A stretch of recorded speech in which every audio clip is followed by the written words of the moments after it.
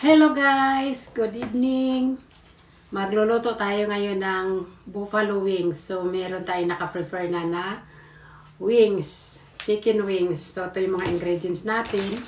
Harina, tapos red bell pepper powder, tapos konting bechin, and then ating paminta powder.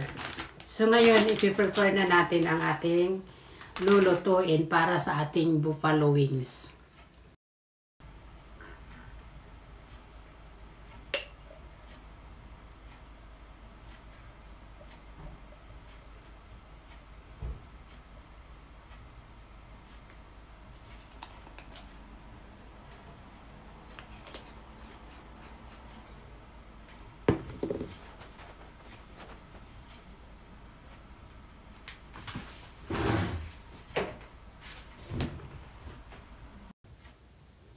So, ito na ang ating mga ingredients. Nilagay ko na, hinahalo-halo ko na dito sa harina yung paminta powder, tapos bell pepper powder, and then konting asin. So, ngayon, halo-haloin na natin para sa ating buffalo wings. Ayan, nahalo ko na siya. At ngayon, ito na yung ating buffalo chicken wings. At ilalagay na natin siya.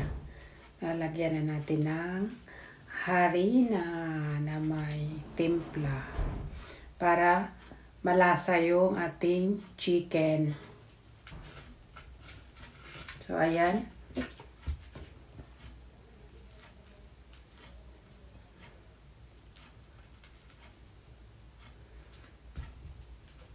Mamaya ay masarap na to guys. So, halo-haloin lang natin siya. Parang lamog-lamugin lang natin para manunuot yung lasa niya. At damihan pa natin yung paglagay ng harina para masarap. Kasi yung harina guys may lasa na. Nandito na yung mga timpla niya. So, ayan na. Nalagyan ko na lahat. Ay, nalaglag. Ayan. Nagkalat na. Sige lang. So, nalagyan ko na.